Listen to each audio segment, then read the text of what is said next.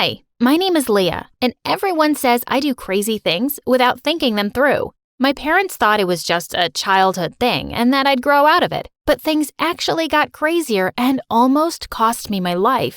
Once when I was 5 years old, I woke up startled in the middle of the night. I definitely heard some noise downstairs.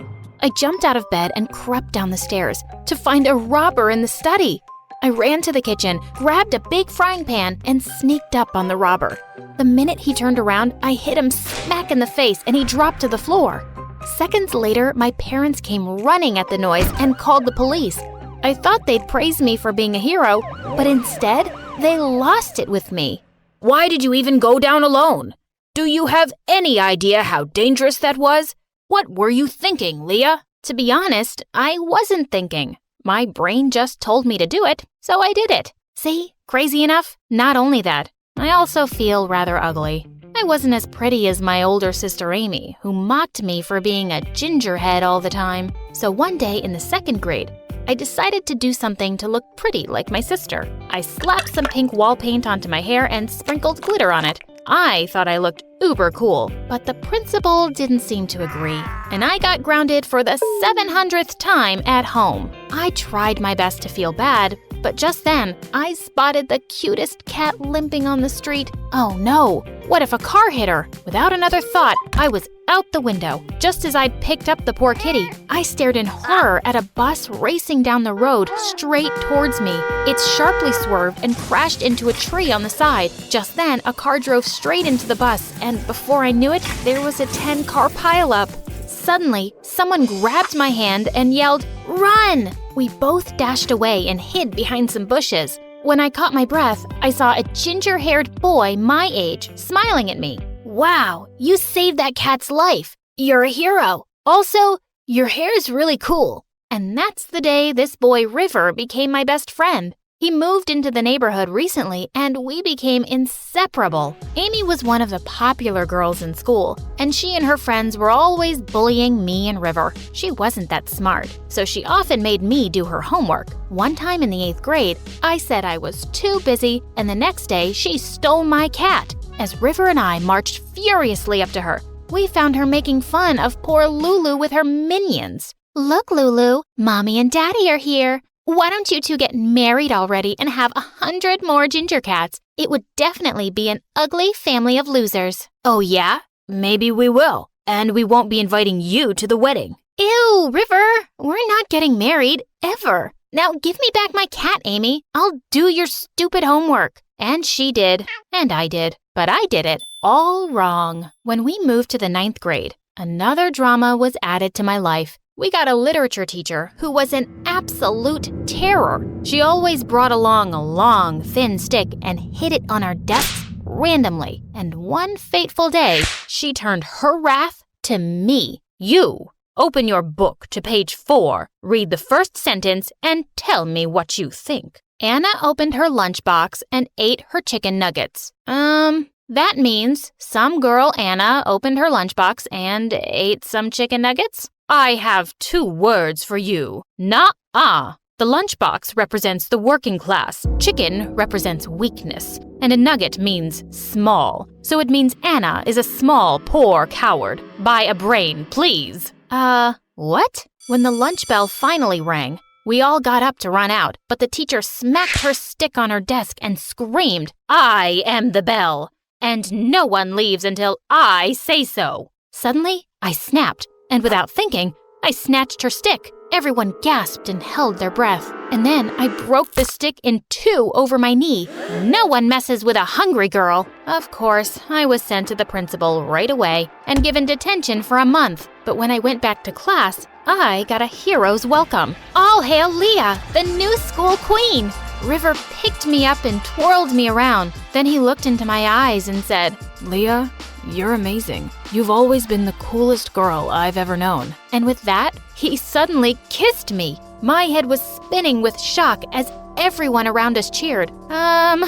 What just happened? I didn't have the heart to reject him in front of everyone, so I just kissed him back and smiled. Gosh, I never knew he liked me. That night, he left me a box of chocolates and flowers outside my window with a note. "I'm so glad you feel the same way. I'm the luckiest guy in the world. This was a nightmare. By the next day, word had spread, and I was suddenly experiencing something new to me: popularity. I had people high-fiving me in the corridors, and boys were smiling at me. But there was one boy in particular who sent my heart fluttering. No, not River, Dylan. He was the captain of the baseball team, and I could see Amy turning all shades of green as he joined me at my lunch table. Hey, I heard what you did, and that was really cool. I was wondering, would you like to go to the spring dance with me? Would I? Without thinking twice, I said yes. As he walked away, I spotted River, and my heart suddenly sank. OMG, how was I going to tell him I had a date with someone else? Just as I was leaving the cafeteria, Amy suddenly shoved me, a little too hard this time. I wasn't able to stop myself from falling and landing on the ground, hitting my head, and I blacked out. When I woke up, I found myself in a hospital bed. Hello, Leah. You fell down and hit your head. Tell me if you remember what happened before that. I remembered everything, that which Amy was going to pay, and oh God, I still had to break my best friend's heart. But then, the world's best idea hit me. It was like the universe had sent me an opportunity, and I was going to take it. Without another thought, I said, I don't remember anything. After asking me more questions, the doctor diagnosed me with anterograde amnesia. I pretended I couldn't remember anything, except my early childhood. River was devastated that I didn't remember him. He kept visiting me and trying to jog my memory. Don't you remember the first time we met? You saved the cat and named her Lulu? I named her Lulu? That's an incredibly stupid name. River, I'm sorry, but I just don't remember you. It's okay. I'll keep waiting till you do. No, I won't remember you. I don't think so. Ow! My head hurts. I went to the spring dance with Dylan and had the most amazing evening with him. When he dropped me home, I could see Amy spying on us from her window. On impulse, I pulled Dylan close and kissed him. He kissed me back. And honestly, this kiss felt just right. Also, it made Amy super mad, so life was kinda perfect. Except that it wasn't perfect. You see, it broke my heart to see River look so sad whenever I saw him, and I really missed my best friend. I didn't know how to fix this mess I'd made, but that situation took care of itself soon enough. One evening, when I was getting ready for a date with Dylan, Amy suddenly barged into my room and slapped pink paint onto my head. What are you doing? Oh, I'm sorry. I thought you liked pink paint on your hair. I was 8 years old, you psycho! Just then, I turned around to see River standing in the door. So you do remember that day. Amy was right. You remember everything. Why would you lie, Leah? The act was up, and I broke down. Because I don't love you the way you love me, River. You're my best friend, and I couldn't bear to break your heart. River just stared at me in shock, then turned away abruptly and left. He completely ignored me at school and wouldn't respond to any texts, and I felt like I'd lost my best friend forever. But a few weeks later, he came to my house and said he forgave me. I can't be mad at you for not feeling the same way, and I respect your wishes. So, can we just start over and be friends? And I gave him the world's tightest bear hug in return. We remained best friends through high school, and even though we parted ways for university, we always stayed in touch. He found an amazing girlfriend, and I was so happy for him. I dated Dylan all through university and graduated with honors. So, studying engineering was the worst decision of my life.